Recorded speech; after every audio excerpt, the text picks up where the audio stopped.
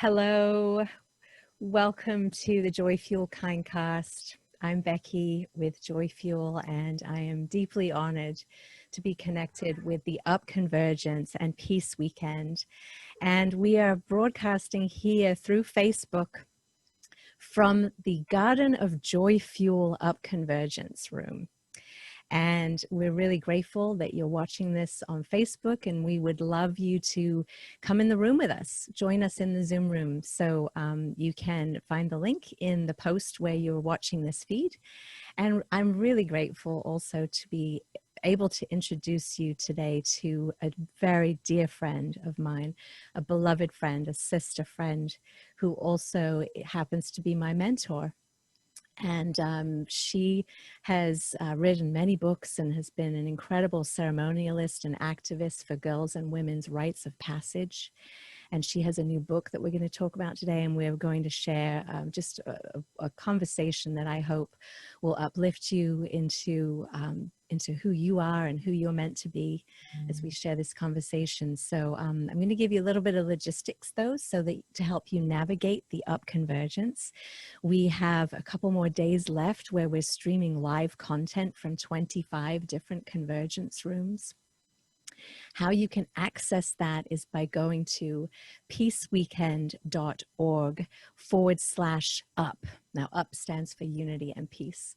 And you can scroll down and you'll come to a board that says the Convergence Room boards. And there you'll be able to look at what topics resonate with you. And you can jump in different rooms and see what resonates, what you'd like to visit, what you'd like to go and visit historically, because we have some posts that are being updated with the archive record of where the videos are living. And we also have some more live programs for you. When our programs in the UP Convergence end tomorrow, we will continue broadcasting on Peace Weekend's Facebook page with our Peace Weekend Global broadcast that will be streaming not only through Facebook, but also through peaceweekend.org and through other websites as we do a live broadcast. And really, it's a global broadcast, so it'll be in many different places as well. So right now, though, we have this global broadcast with beloved sister Gail Burkett. Here is Gail Burkett, and Gail's going to lead us in a little opening before we get into our conversation. Gail. Thank you. And I was thrilled to see Claire pop in before she got put in the background. So thanks for joining us, Claire. Becky, those beautiful activities that you've had your fingers in, I call them, your pies, and you've really expanded right before my eyes into a force, a joy force. You call it joy fuel, I call it joy force. So let's bring our hearts and minds together today. I'm lighting a candle. This is my way of centering. One of the quickest ways to take a scattered mind is to light a candle and do a little candle gazing. So I'm going to make sure my mind is not scattered today. Close your eyes. Put your feet flat on the floor. Send the energy of your body down into your feet and into the earth, and connect solidly with Great Mother here. Breathe in. Empty your belly, squeeze it down.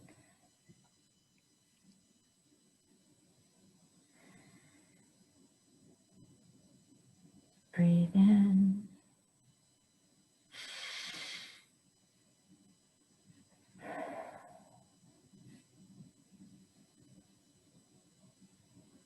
One more deep breath. From the center of the earth, Send that breath around the planet for connection to all that is, all that will be. So, I'm yours, dear sister. Thank you. Thank you so much. Oh, that was beautiful. I lit my candle. I'll show you my beeswax candle.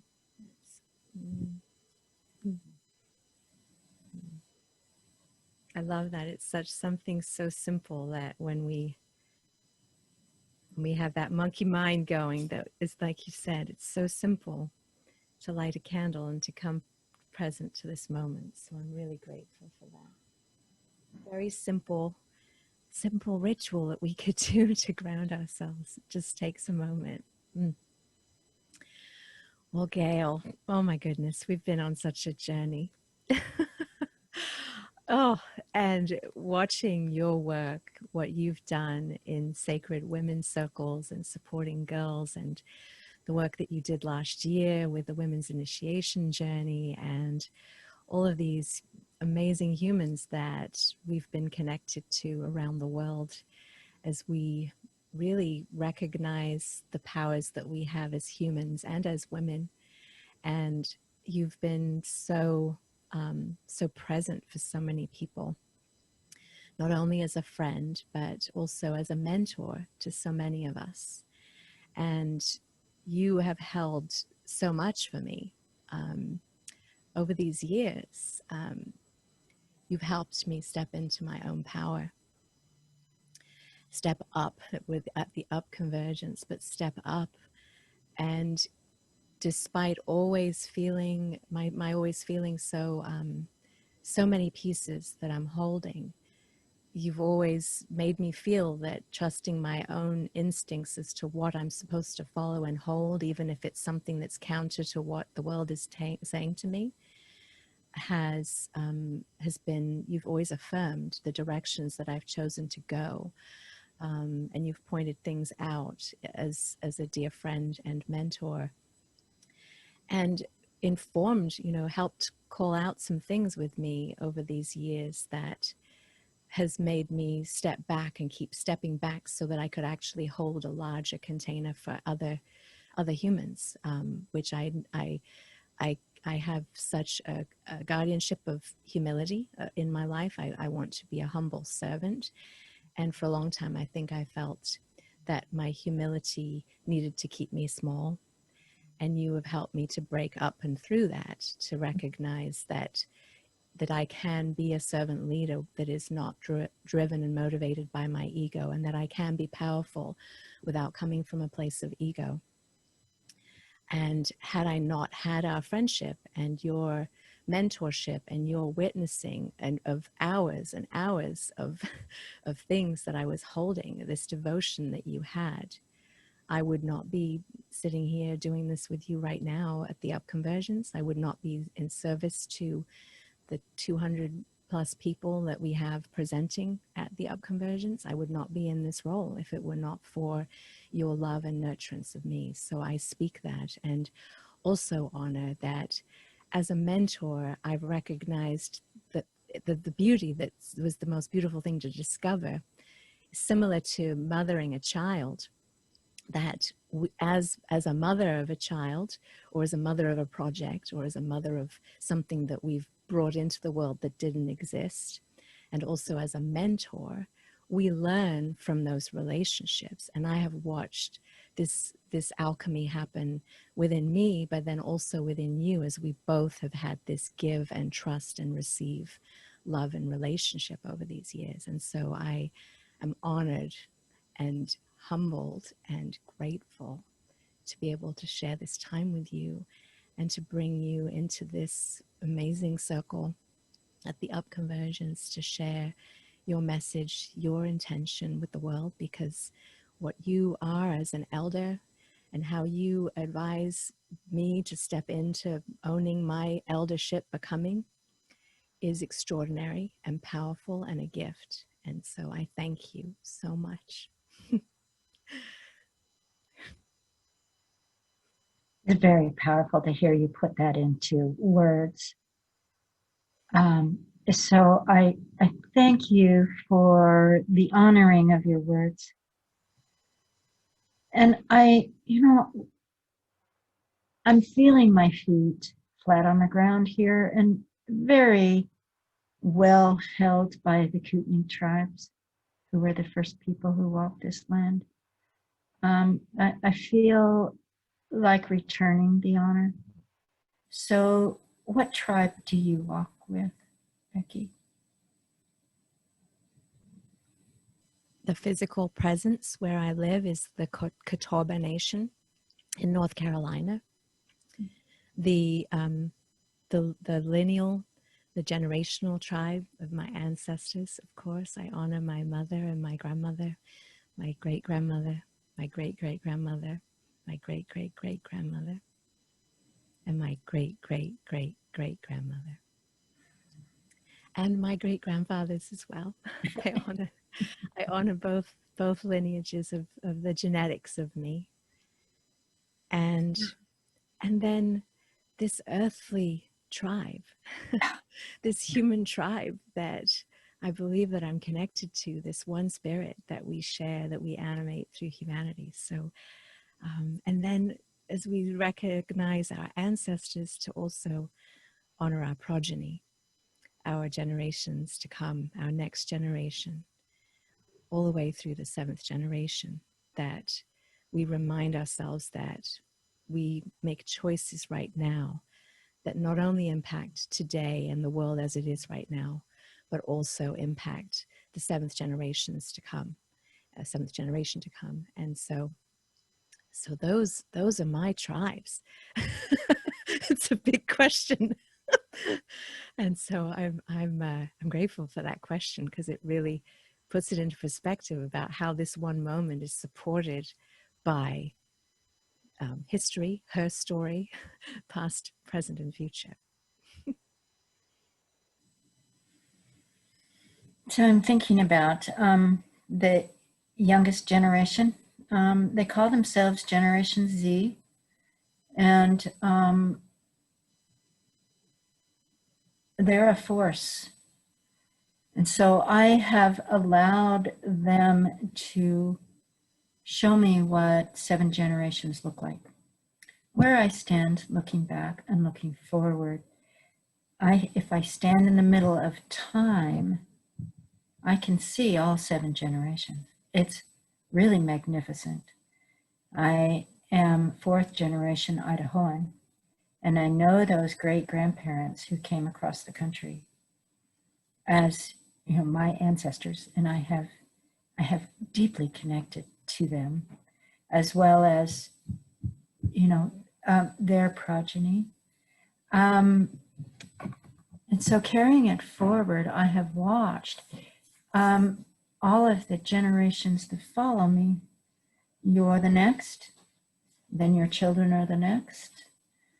And the alphas, I have a little granddaughter who's 6.5, she likes to say, 6.5.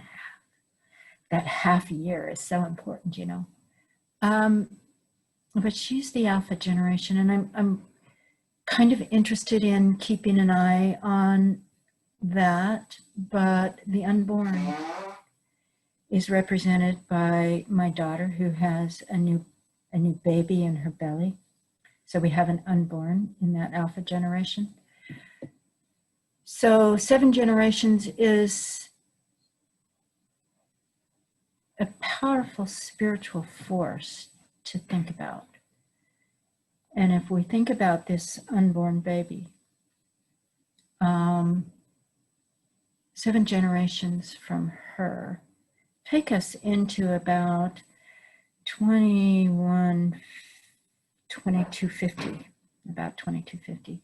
It's a long time in the future, and it's a lot of responsibility for us to provide a regenerative earth that she can thrive in and see her children born in, her grandchildren, her great-grandchildren.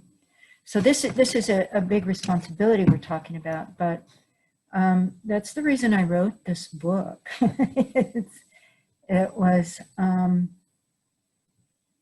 because 1 year ago, on the 20th of September, I stood on the streets with Generation Z, and they were carrying all of the messages about climate change. So these were the climate marches, and they were all organized by the youngest generation. It was phenomenal to be sprinkled with their fairy dust and see their bright young faces, so earnest and, you know, on the edge of change in their own lives, on the edge of change. These were sophomores, juniors, seniors in high school, ready to leave the nest, not sure what their future is. You have two of those that you've had your arms around all these years, to Generation Z. And I think of your children often as I, you know, have, well, let me explain. This was almost a decade ago when 9 Passages came to me as a spiral of development. I was working both ceremonially and with the ancestor spirit to lift rites of passage up out of the dust of our ancestors. Because I know that they had ceremonies. And I know that they had ceremonies for the different stages of life. So the most instructive for me was when the whole 9 passages came together. It came into being with one question, and that was, will you do a ceremony for my daughter? This was a woman who had a 9-year-old daughter, and I knew immediately that she was the missing link to ceremonies. Because if we do a ceremony for a 9-year-old or a 10-year-old, she will ask for a coming of age ceremony. She will look forward to it because acknowledgement is that powerful. And then if you have a coming of age ceremony, you'll want a leaving home ceremony. And if you get that one, then you want all of the rest, which is the womanhood ceremony and the deepening womanhood, which is where you're standing now on the threshold of deepening womanhood. It's beautiful to behold this elder becoming, but first you have this stage to go through. It's the building all of your forces that will be available to you when you do cross an elder threshold. Yeah. So that's the picture. I was sprinkled with fairy dust, and it is this generational and intergenerational connection. So I saw those young women, they were really young women. They would still be calling themselves girls, I'm sure, but they were young women. And they were so earnest about the climate that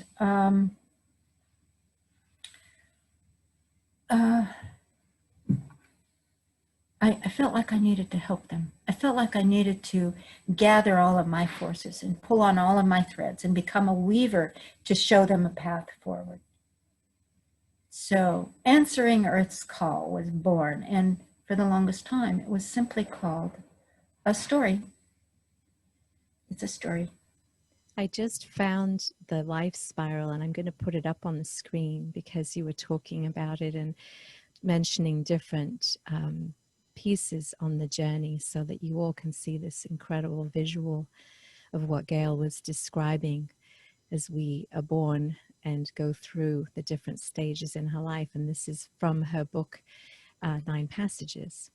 And we're talking today more about answering Earth's call, but it's so relevant because where Gail is talking about in the book supporting the ages of the children at the ages that my own daughters are right now. I have a son who's younger, but I have a 19 and nearly 18-year-old daughters, as we're supporting this Generation Z to recognize where they are on their journey, recognize where each of us are on our journeys as we look at this, and there's not necessarily when you turn this age you become this thing.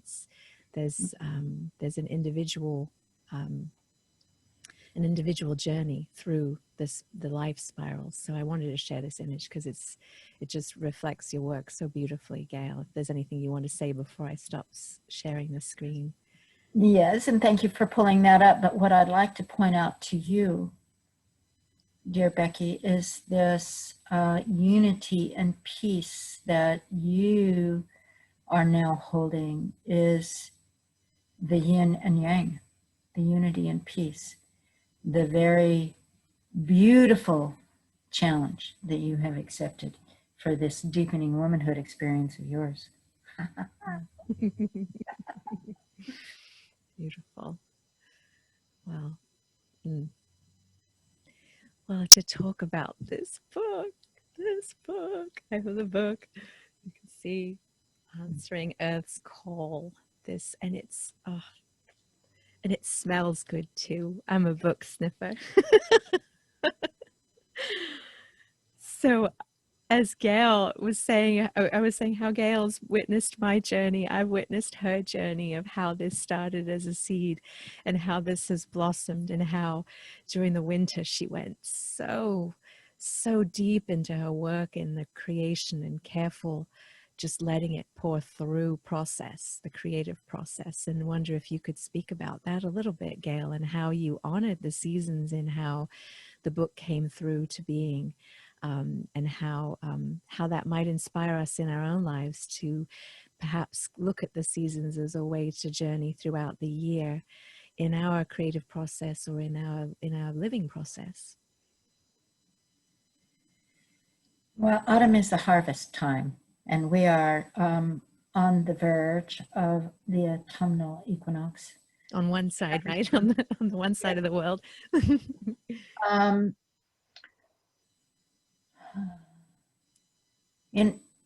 I was very earnest in harvesting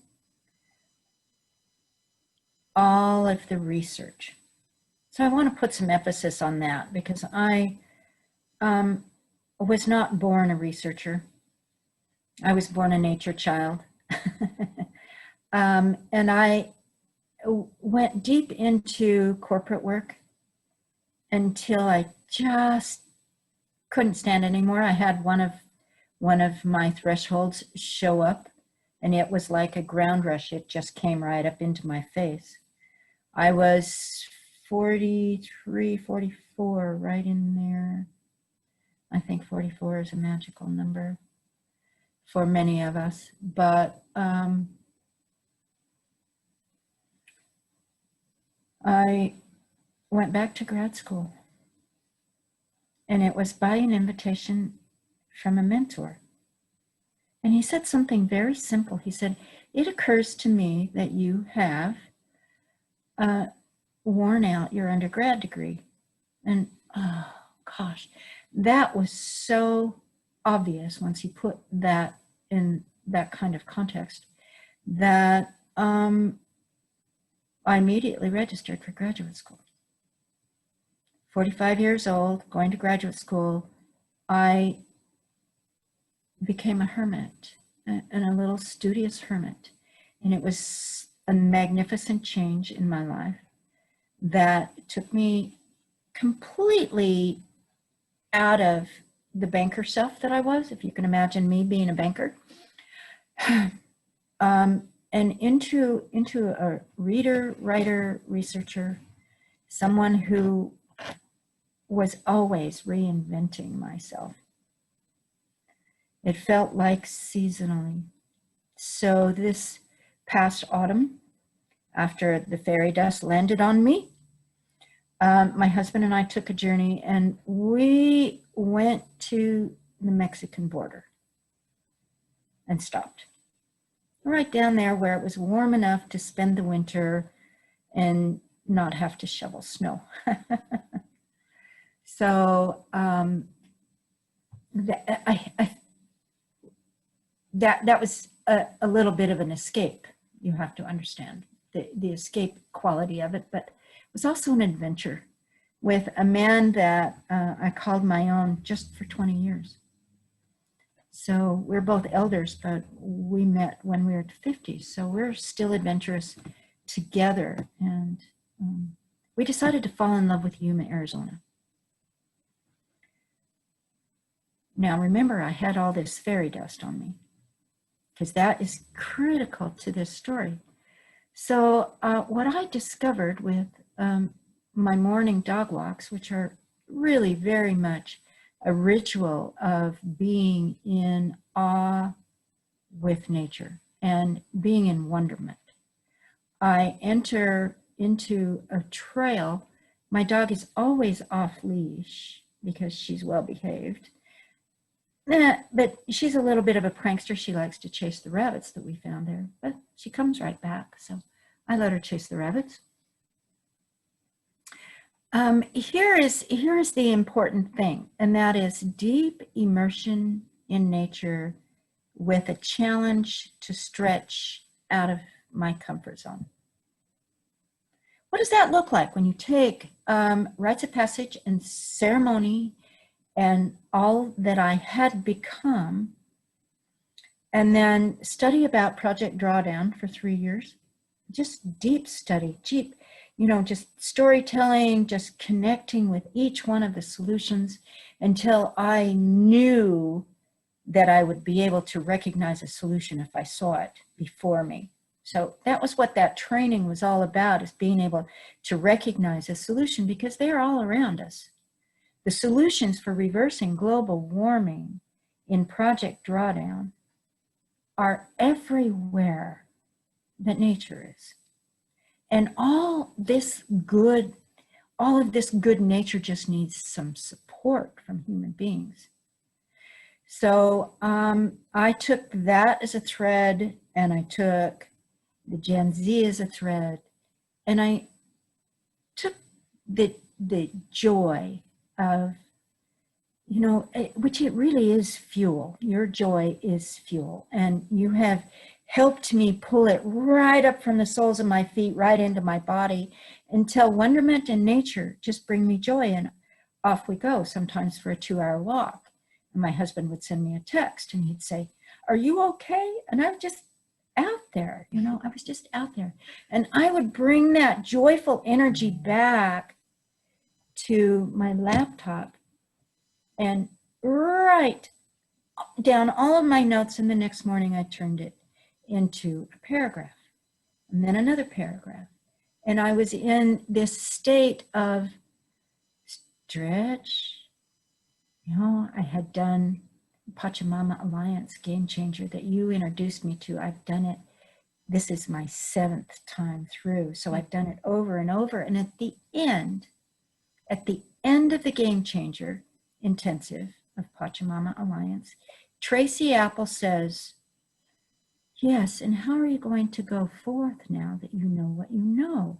What is your stretch going forth?" So 6 times she had said that to me. What is your going forth stretch? Well, answering Earth's call became my going forth stretch. And it was written in an experimental manner. As a writer, once in a while, we just have to grab a hold of an experiment. And one of my acquaintances said, "Can you write without using the word I?" And I thought, well, the only way I can do that really is to tell this story in third person. So I grabbed a hold of third person and told an autobiographical tale about a bioregion and 4 teens who were the masterminds behind reversing global warming in our locale. So our mission was local, and scaling up all the good things we found in our locale. So yeah, that's that's nearly the story of how the book was created. So now, Becky, talk to me about what it is to be a reader of this book and to accept this as the gift I intend it to be. Well, I have to say, I got a pre-copy and actually was not a Kindle user until you sent me the version before the version now. And as a mother of 3 children, as a woman who treats my work as mothering, like my sacred work is mothering to not only my children, but the things that I'm bringing into the world. Like I feel I mother those things as well. It's different than mothering humans, but in a similar fashion. I read it through those different filters, and because I have the privilege of knowing you, I could see the weave of your work historically over, I haven't known you for 20 years, but what I've known about you of the last 20 years, and how it came to be this answer of all of the suffering and all of the problems that you come to know in different things like the Pachamama Alliance intensive, the different programs that there's many programs in Project Drawdown has programs, and I could see how you were taking the problems and making it more accessible really for older people to look to the youth to support the youth. And it was this full circle weave that you were creating. There's the problems, there's many potential solutions that we need to collaborate and bring into being, and then there's the youth who have they're dealing with the paradox, wanting to have the solutions, not quite knowing what they are, not even believing sometimes that we can have the solutions. So why should we go forward? And here's this book that says, if we can bring people together and mentor them and create safe spaces for them to explore who they are simultaneously while holding the questions of the paradox that are the problems, that there is a great possibility in supporting and uplifting and empowering the youth to have the I'm thinking audacity to believe that they're going to make a difference, because there is so much apathy in the world right now because the problems are so vast. But I think we've forgotten that we are creative human beings, and while we have vast problems that we have really contributed to, and we have finite resources of the earth to solve them, we actually have infinite possibility within the human imagination and with creativity. And to me, your book really brings those pieces together in support of the youth, to bring them up and through the pain and the struggle of not believing that there is something that we can do, to say, if we just take this moment and we are with our youth, and we don't have the answers, but we're creating safe spaces for them, and we're bringing generations together. It's not just the young people solving the problem and the elders advising on it. It's really a mentorship, like a global mentorship between generations. That's what why the book feels so important to me, because it models what we need to do in all of our communities, is having communications and nurturing relationships between generations, and then also just believing that just holding presence with each other is going to lead to something that is healing and restorative potentially. So it's a long answer to your question, but that's why I wanted to make sure that we talked during the UP Convergence, because hopefully there'll be people who find your work through this presence, and read it and know that the things that Gail are talking about with the other organizations, those are tools as well that you can use in addition to creating spaces with youth. And if you are youth listening to this call, reaching out to elders and elders to bring them in to collaborate and just hold space for conversations. So yeah, what do you think, Gail? Yes, aren't we having fun now? Listen, Becky, I do want to thank you are bringing the consultants back into the conversation, because this part of my weaving was honoring those who have held me. And when I settled in this beautiful North Idaho community, I found elders here who were my mirrors, my loves, my support, and those who I dance and play with. So we do that generationally a lot. We find those who are in our generation so that we have a common ground to talk about. But so I brought all of these really beautiful, real women into the conversation. I named names. I wasn't shy about doing that. I didn't ask anyone's permission. I just kind of announced that now you have a cameo in my book. Congratulations. And, I let them know early on. This was my way of honoring, but it's also my way of showing, and you've just labeled it. So I'm deeply grateful. You've just called it global mentoring. Is really what this is about. It's the bridge. Someone else spoke about, what's going on in the earth right now is those things that are no longer serving are coming apart. Those that are really going to serve us are starting to be created going forward. And there is a service core, if you want to say millions of people, but a service core of people who are bridging the two. And I really believe that conscious elders are the bridge, because we have lived long lives. We don't have ambition, too much, not too much, but we do have gifts. And I think mentoring is one of those gifts.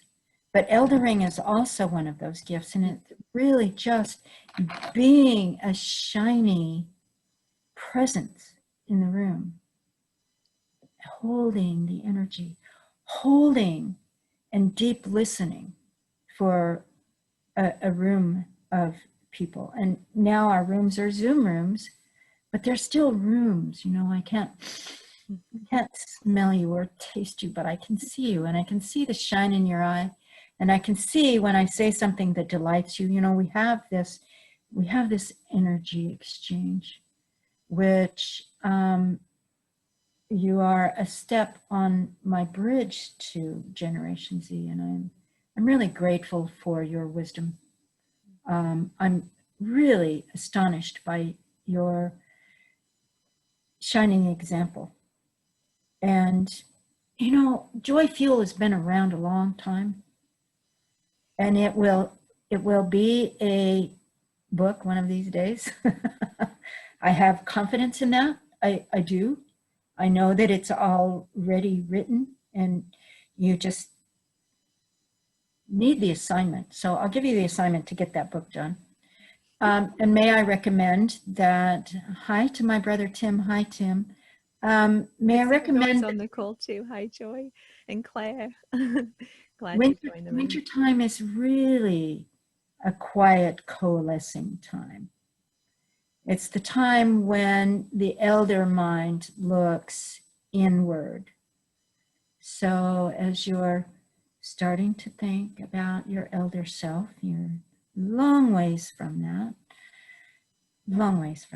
but you're starting to gather the threads now, and we will all be weavers. So we'll weave the generations together, we'll weave all the good things together, and we'll let those that are no longer serving us fall away, because there are many things about this industrial civilization that are not serving us.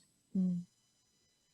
A moment ago, you talked about gifts that elders bring, and I wonder if you could speak for a moment about how the book, Answering Us Call, represents gifts in our youth, and how you feel it cultivates the gifts of the youth that are in the stories of the book, and the importance of our gifts. I mean, you and I have talked about this for years, and been inspired by as well Michael Mead's work on gifts and wounds, and how our gifts, many times, the reason why it's so difficult for us to express our gifts is because the wounds that we are born with, or that come into having an understanding. My wound, I'll be, ooh, here we go.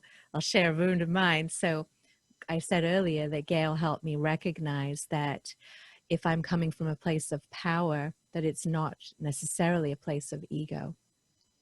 And so a wound that I have still probably to the end of my life will have to be reconciling. My gifts potentially may be as a communicator, and I own that, and I want that to be one part of an expression of my gifts.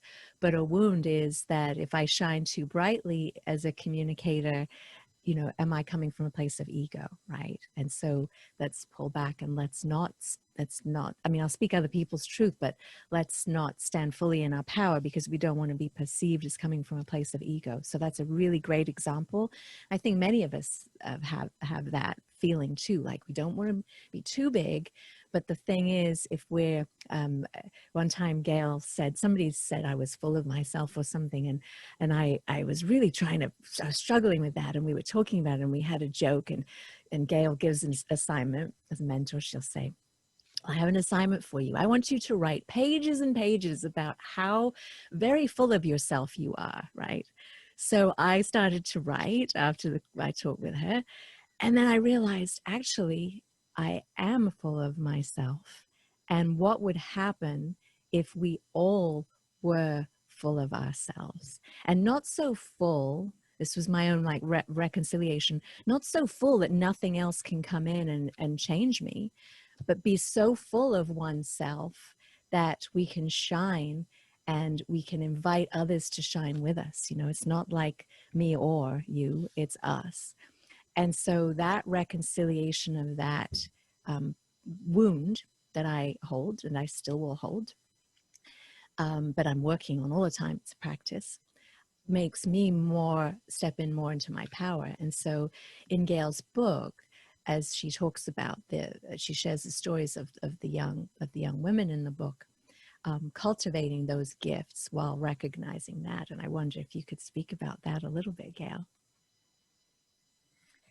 Well, I needed to do my homework a little better. I was thinking about the four girls. Yes. And I created these characters really as a collage or montage of girls that I have known and done ceremonies for.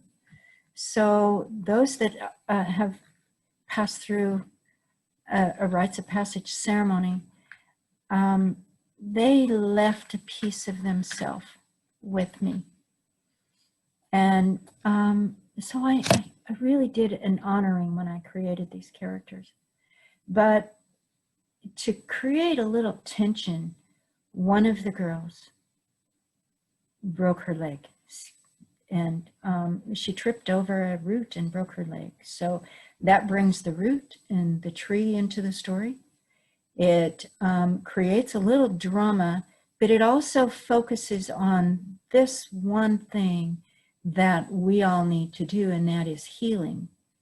We are all going to need to focus on healing, and not just healing ourselves. You know, this is the empowerment that you spoke of being full of ourselves. Once you tell your story to yourself from the beginning, as we did in the journey of initiation, which was it was a 9-month journey, and then it was a year-long journey. So it was a year and 9 months. And by that time, we were all walking upright. If you would call it like being a year and 9 months old, we were right up to our actual age and feeling pretty integrated with those stories that made us who we were.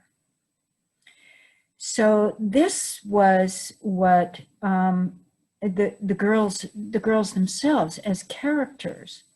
You know, two were wild childs, and they were living in the far reaches of this bioregion up in the mountains. And there's a lot of kids who live in the mountains around here. And they bus to school, so that's a long journey, especially high school. It can be 2 hours long to get to and from. But mentoring teenage girls is the favorite thing that I do, you know, and putting my arms around them. And I'm really sad to say that, you know, haven't yet connected to the teenagers in my new hometown, but I have put out the feelers, so we're in process. These characters were on a journey of possibility, and that's what we all are. This is the stories that we gather, and they start to mount up by the time you're 17 years old. You know, you've got history, and you remember singing all the way to a camp out with your family and singing all the way back. You remember these things. In my family, my brother will remember that we gathered license plates, and we were very intent on watching what was going on out the window. And we gathered all the states, which gave us a geography lesson at the same time, as well as, did you see that state? It's the Empire State. Who remembers what the Empire State is? You know, we kind of gave ourselves an education, and this is what kids have a tendency to do, is make one another smarter. And, you know, they challenge one another. And so that was the core of this mentoring assignment I took up when I created these 4 girls and their science project, to see if they could discover the drawdown solutions that were in our bioregion. And one by one, they talked about the solutions all through the winter. And I wrote thousands and thousands more words than were included in this little And of course, my able editor, I was just about to say, my able editor took what we would politely call a rough draft. Very rough draft, very rough. And she sent it back to me polished. And I took it in like it was brand new, and I sent it back to her polished. And so we passed it back and forth, I don't know, 8 or 9 or 10 times. And that's what it takes to make a book. Let's speak about Janice for a second. Yeah, Janice, say her name. my editor. Circle. Oh, yeah, amazing. She is a great friend to me. And we talked this morning, and I said, what are you writing about? Because I know that autumn is coming, and she's gathering her forces, and she'll be ready when winter arrives to settle down into a writing piece. And her answer was astonishing. She's writing about her ancestors. And this is, you know, this is like the next step. When we get to spiritual elder, it's the thing. It's one of the great things to do. Bye, Clary.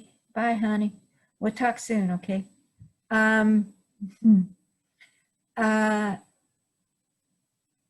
Really understanding where we came from and how deep our roots are.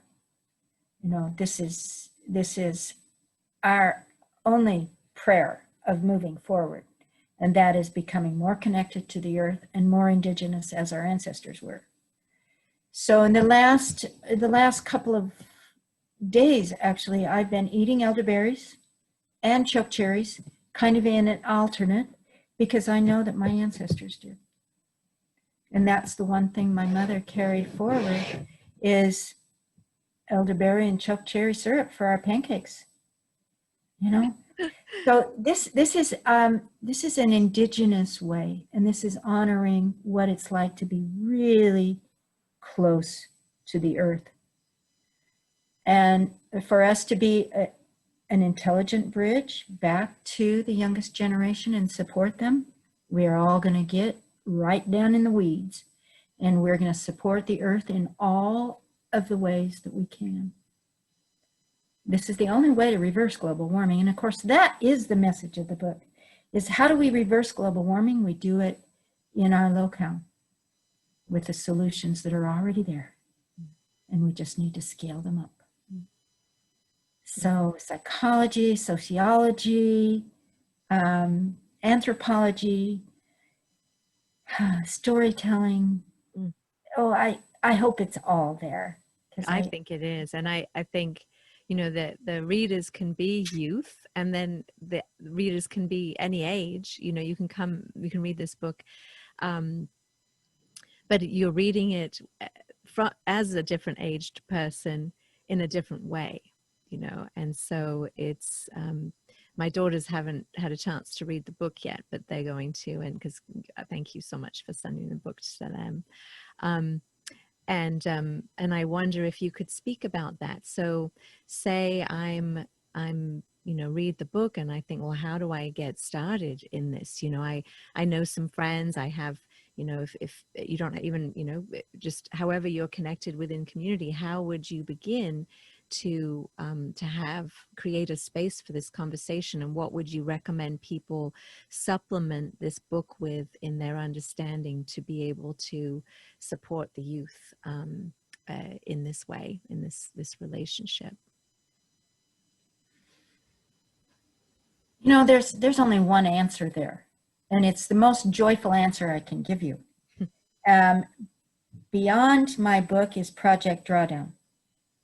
And the Drawdown book was a bestseller for a long time. And then they went to Drawdown 2.0. And so they consolidated some of the solutions. But still, a solution is a solution. So in order to be in service to the earth, we only need to just have a small group of friends, have a cup of tea, and talk about what is working in your community and help support that. So I called it all the good things, all the good things. So gardening is one of those, all the good things. I've just now started my new garden in my new place. Oh, we're not necessarily graceful, but we are learned. So we have some experience, and we'll figure out our way forward. We did such a big job in a smoky day that we had to take a break for a couple of days. Solutions are plant a tree. So this year I have taken in my embrace 4 great big evergreens, and this is a special thanks to River Burdick, because she brought me 2 beautiful trees, and they're going to be facing one another so that I can sit under a grove of river trees. these gifts from my friend. But plant trees and then find the way to support them, because they are the lungs of the earth, and those lungs right now are in trouble in so many ways. So it's really easy to go to drawdown.org and read about the solutions, read about the 2.0 effort that Drawdown is. They have expanded and consolidated and expanded again. But anything that creates the conditions for life. So repeat after me, what creates the conditions for life? You know, it might be the house plant that you get your oxygen from.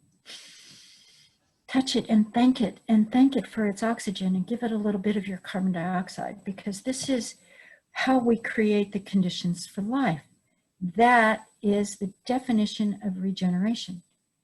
In the 4th or the 5th grade, we all studied biology. We all looked at what photosynthesis is. We were given, you know, a little microscope so that we could look into the cell of a plant. But the plant is a magical instrument, and it takes the energy from the sun and becomes green and becomes bigger The plant is the mechanism for regenerating the earth. So what kind of conditions do we need to create for the plant? For all plants, for the trees in your community. So find a way to name and honor the trees that are already there, plant some new ones, build up your garden. Let's see, did I get lost? No, I didn't. Have good things to say about solar panels and windmills. And I mean, there are 80 solutions. So they are way beyond just all the green living things. We are creating conditions for regenerative energy to be born. If you look at the power outages that are happening from hurricanes and fires, and you think about those, and we think about our sources of power, this is really important to think about where our power comes from and how we are going to move forward as a nation. My brother was locked into the grid for a long time when he worked for a power company. He really understood all of those interconnections. Well, they're being powered now by wind and solar, more and more and more. And that's really just one way to keep the, see, it's the energy grid that is kind of one of the energy grid that, let's see if I can say this correctly, that is growing toward being regenerative, growing toward being renewable, growing toward a world that can actually support itself. So yeah, the solar power comes to all places on Earth, and it's a gift. And all we need to do is harvest. So for the last 4 years, while we were traveling under the roof of an RV, we had 6 solar panels on top. Now, they didn't make the engine go, but they made everything else go. And, you know, that was a really good experience to live a solar-powered life for 4 years. So let me see, Becky, did I get close to answering You did. So as you're talking about all these different solutions and that Project Drawdown has 80 and the relevancy to the book that you've just read and Answering Earth's Call, something that always comes to my heart mind as we're looking at the vastness of the problems and the issues that we're facing is, how do we find joy? And what you were just talking about, the specific things about solar power and planting trees, those are things that I know, those conversations, they bring you joy, they bring you curiosity and wonder and conundrum, and in ways that make you feel like yes. But then there are some problems that may make you feel like, no, that's just not the piece that I'm supposed to hold. That's not the thread that I'm supposed to hold. And so while the book speaks to this, you know, brings these young people together in science, there are so many other issues that this book could have been about. You know, it could have been, you know, focused on other things. And so I wonder if you could speak about, how do you know, for if you want to mentor with young people, and I love saying with young people because they teach us. It's not just mentoring for them. It's both, like mentoring with them. How do you know which topics that you should look within, if you use Project Drawdown as a source for inspiration and muse for solutions? How do you know which ones to bring to the people that you're with in a mentoring relationship with? How do you know which ones you should bring up to their attention? Because it's so overwhelming and there's so many things that you can choose from.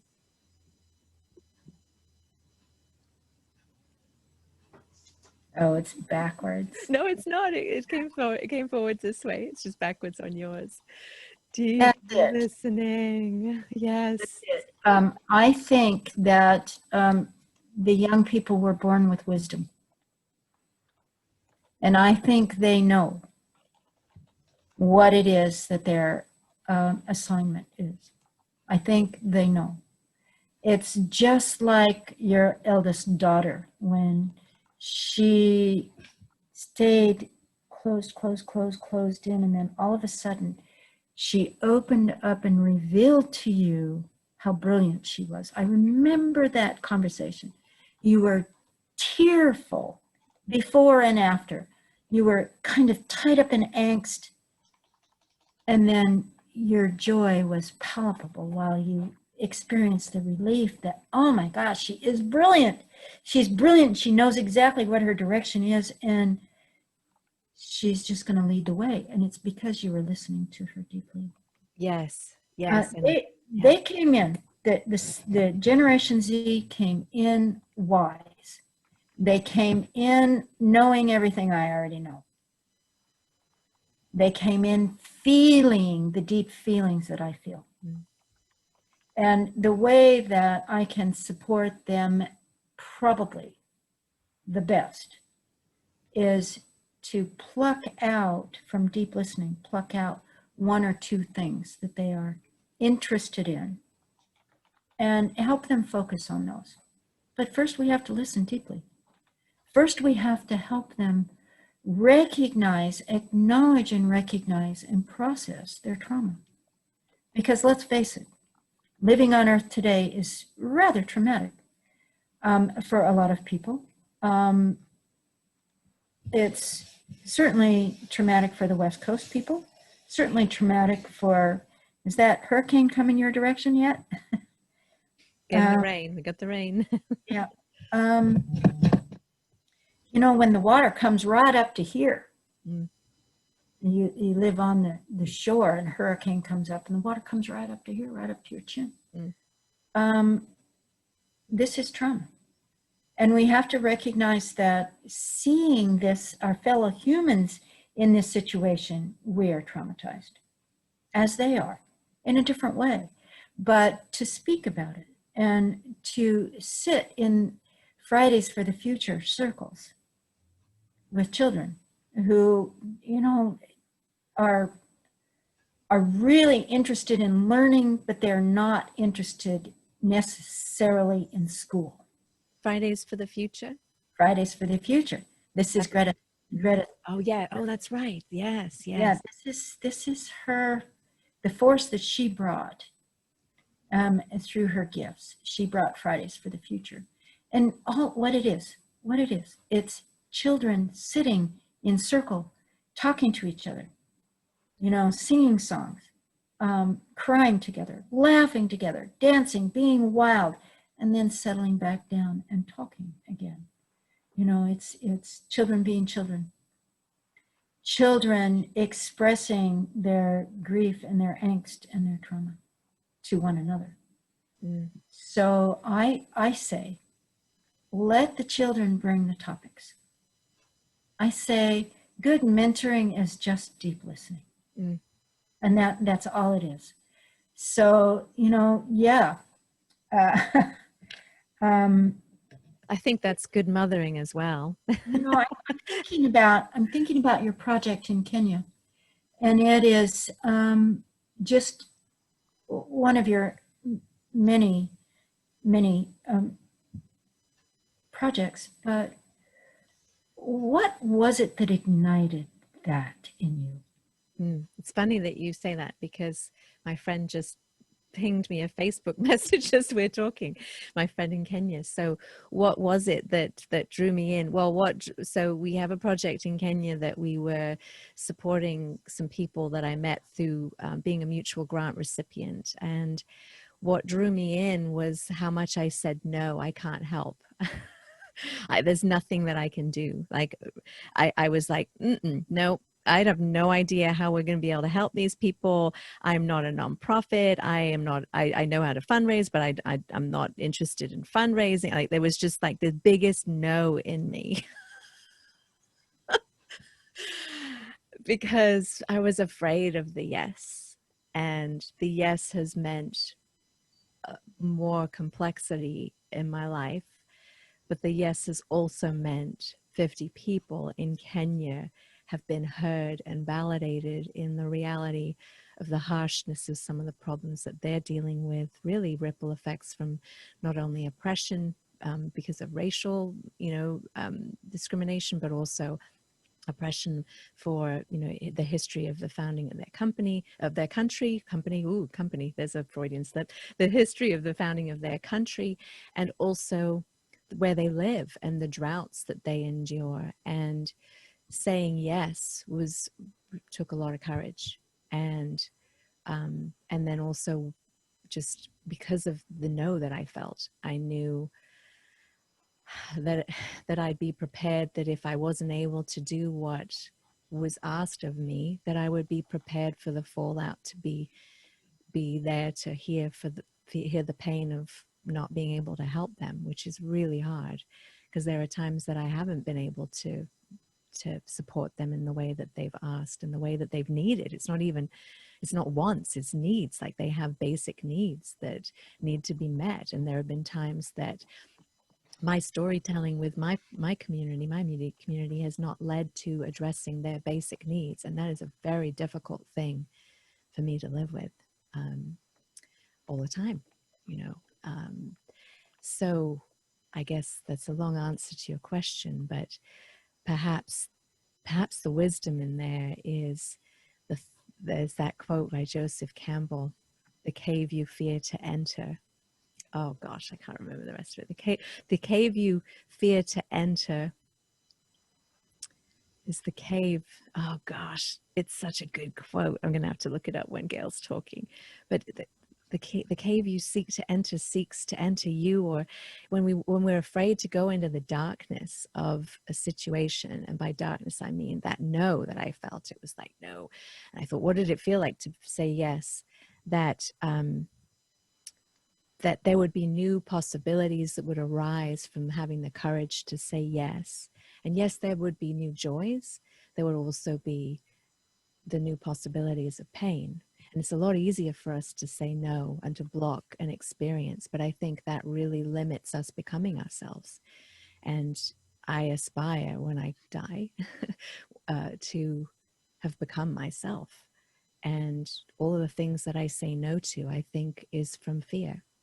And so to try to keep cultivating courage, that's not like to say no on, not so that you shouldn't have to say no and have this, but it's not that you're not allowed to say no, because I say no to things. There's a no that's because I'm afraid, and then there's a no that is to protect your energy or your boundaries. It's a different kind of no. And so, so I speak that, and I honor that because my friends might be watching right now, because I said we were live, and so grateful to have been in a position to be able to share an invitation for other people to use kindness to support these amazing 50 human beings who have every much of a right to have blessings and food and water and shelter in their lives as I do, in the privilege that I have in my own life. And that's why, because I knew that if I said no, that it would just be another same old story for those people who I didn't know, who weren't yet, completely my friends, but have come to become dear friends, and just to know their challenges. So this is our theme song, isn't it? When you laid out the yes and no choice in front of you, you decided to stretch. You decided to step right out of your comfort zone and see what yes would reveal.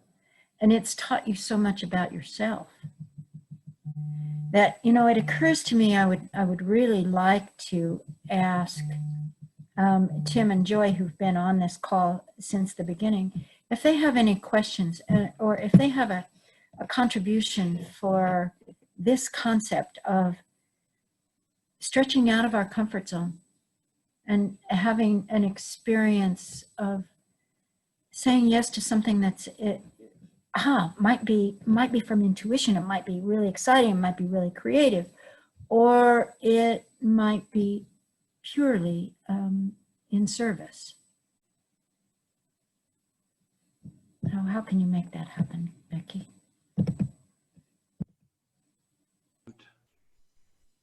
Just have to, it's hard work. You just, I mean, it's just being prepared to do the work and not stay in the safety of what I did yesterday.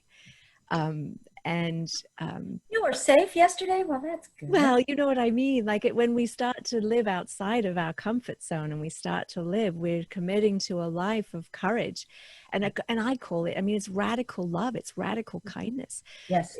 It's radical, and radical, the word radical doesn't mean irate or crazed. It means it's rooted in something. It's a root force of that energy. So radical love, it's like the deepest thing. It's not smushy cuddly love. It's like fierce, like I'm gonna do this work love. So yeah, this has been beautiful. Thank you, Gail. Thank you, Becky. I'm Joy. Can we show you a video, Joy? Can we show you a video? Okay. Bless all this whole conversation's been beautiful. I'm going to look you up, Gail. And I am always stretching beyond my comfort zone and to bring more love into the world, to bring my beautiful books further into the world. I'm taking steps all the time that are challenging some rules. You know, I go down paths and find out, oh, you can't do that. And then I'm thinking, well, I can certainly try. So I'm just taking new steps all the time. And I don't know. That's what I would like to say. So thank you, Gail. Can you hear me?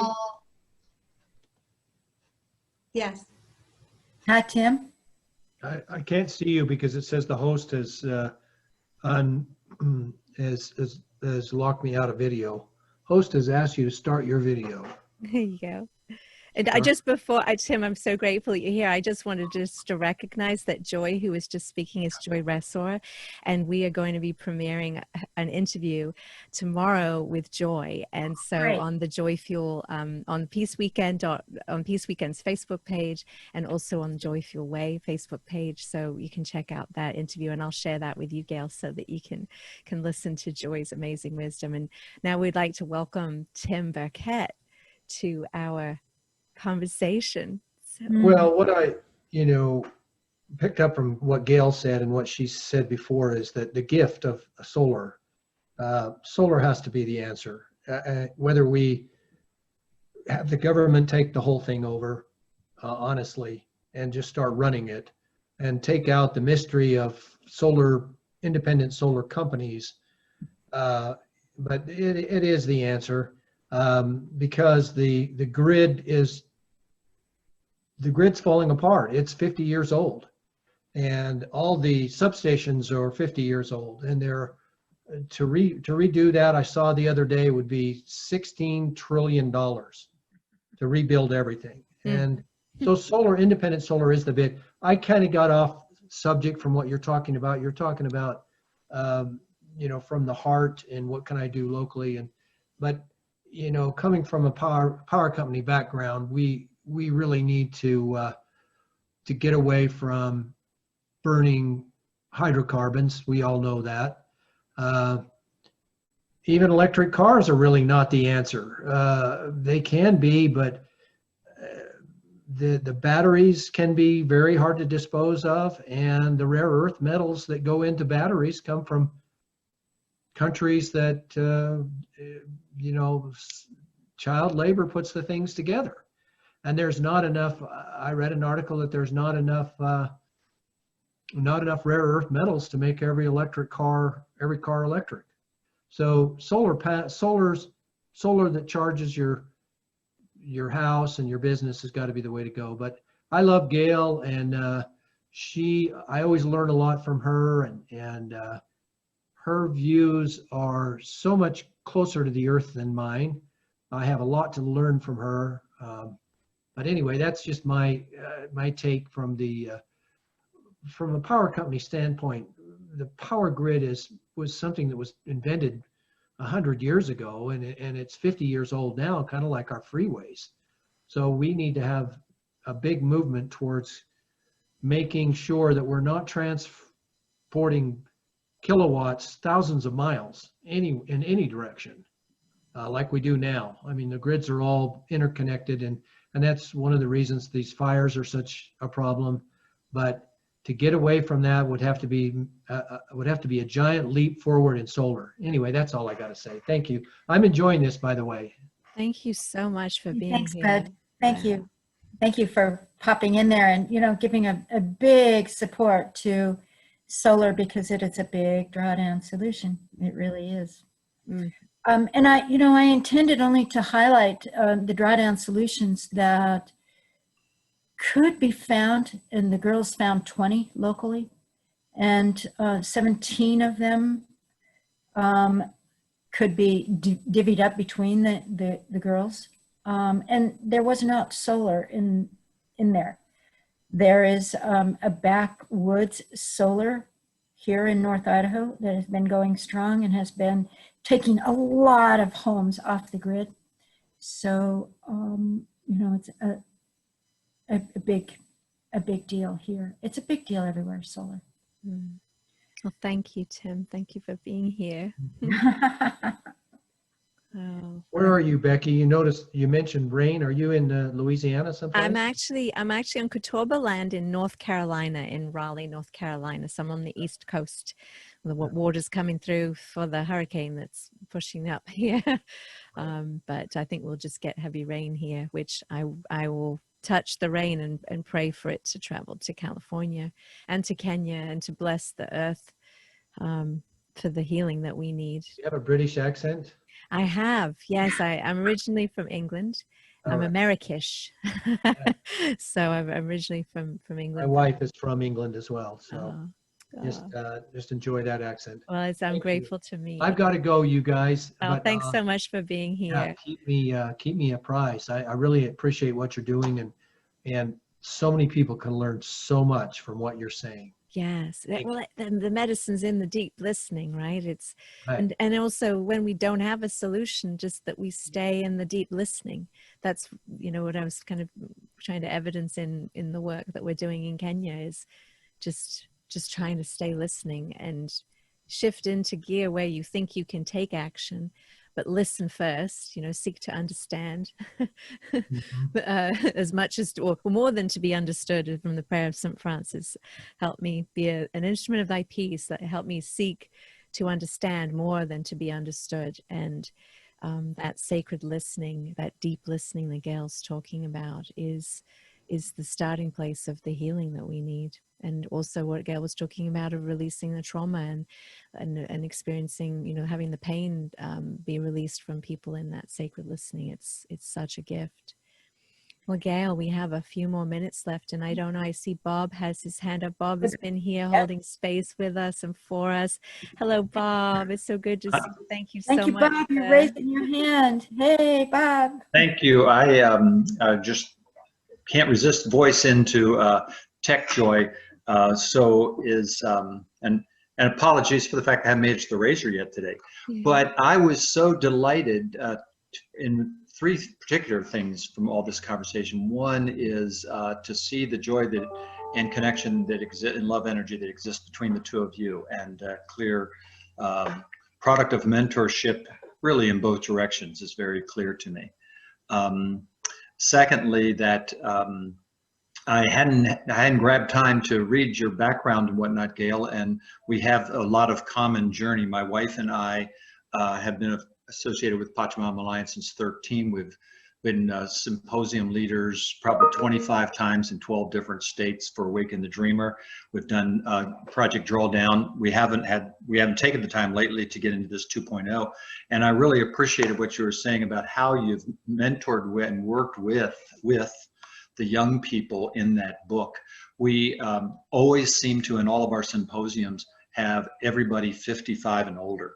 And we finally broke into a university here in Northeast Tennessee about a year ago and did introduction to Project Drawdown. And I was so delighted. There was an equal number of elders and students that were a part of the sustainability program, the innovation programs. And so when we broke into pairs, we were able to pair everyone by an elder and a student. And it's been delightful to see what the head of sustainability at the university has done since then with that.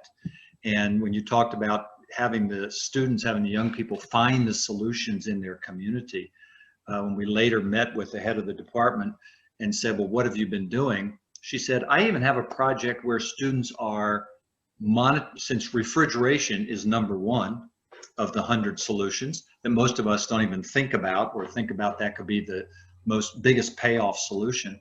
She said, oh, I have a student project that's going around and monitoring everything on the university campus that deals with refrigeration, coming up with recommendations and that sort of thing to management. So it's delightful to hear what you've accomplished in your connection with young people.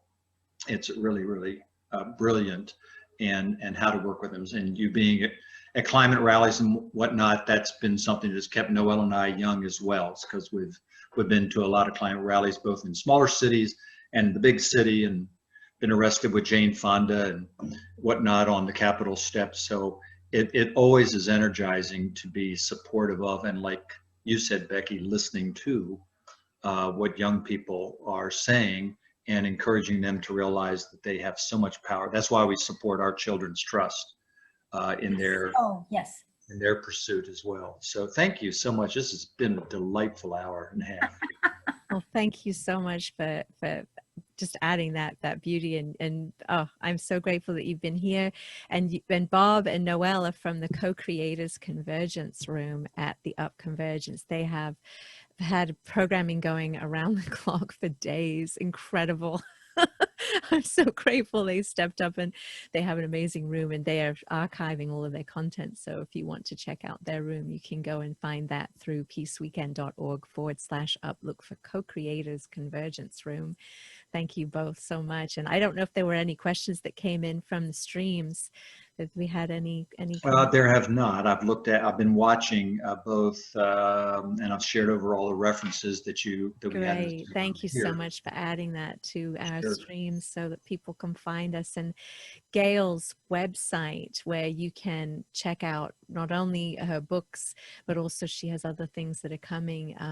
It will be coming soon, right, Gail? The website to... Yeah, it's this thing about branding, and I would get really good at it if I didn't have so many computer problems. So we're getting right down to the end of those. I've just suffered all summer. How can people order the book, Gail? And how can they get in touch with you? Okay, through Amazon. So the name of the book, I'm going to hold it up, is Answering Earth's Call. And it was so exciting, the journey of supporting Gail in what the title was supposed to be. And look at this cover. This cover is so gorgeous. I love this piece of art. It's so the art is Laura Wall. She is the art director for Turtle Moon Publishing. This is our little publishing company. There are a lot of women who have come through the process of creating a book on Turtle Moon. And Laura is the great project director there, the art director for our publishing company. It's sweet. It's sweet. It is a beautiful book. It is a powerful book. It proposes possibilities in our lives, especially I'm in my 50th year. Gail's in I can say your age, I know you own it. Gail's in her 69th year. I turned 50, and then Gail turned 70 nearly 2 months later. So we're in this this wonderful year of about to turn a significant number in our culture, or numbers in our culture. And so having this book as a 50-year-old, or as a 70-year-old could inform some actions, some radical actions that we can take in service to mentoring our young people, and also receiving that beautiful return, that boomerang effect of investing sacred listening in our youth, of how we grow ourselves outside our edges and in contributing towards the solutions that we know we need. And so this has been a really beautiful time to share with you, Gail, and what a privilege to be able to talk about this book with you and how it came to be, and how it's been informed by so many other aspects of your life and your work and other really wonderful organizations that are committed to the world changing and healing things that we need. I wonder if there's anything you'd like to close with, Gail. There's the candle. Mm. That's as much closing as I need, really. I look forward to your interview with Joy tomorrow. And I wonder if Bob would put his email address in the chat so that I might stay connected. Yes, definitely. But most of all, it's my great joy to watch you blossom. And then here's the great elder surprise. You blossom again, and then you blossom again, and you incorporate the changes, and you do it again. So it's been my great joy to be your mentor. Mm-hmm. And thank you. The journey continues. Aho. Oh. Beautiful. Well, thank you all so much for watching us. We will be bringing more programs to you through the Garden of Joyfuel Convergence Room and the other 24 convergence rooms at the UP Convergence, and look forward to inviting you to conversations. So please check out also the Joyfuel Facebook page. It's www.facebook.com/JOYFUELWAY. Not only like it, but prioritize it, because there are some of us who are really committed to giving you really good things in your Facebook feed. And if you prioritize it, you're more likely to see it.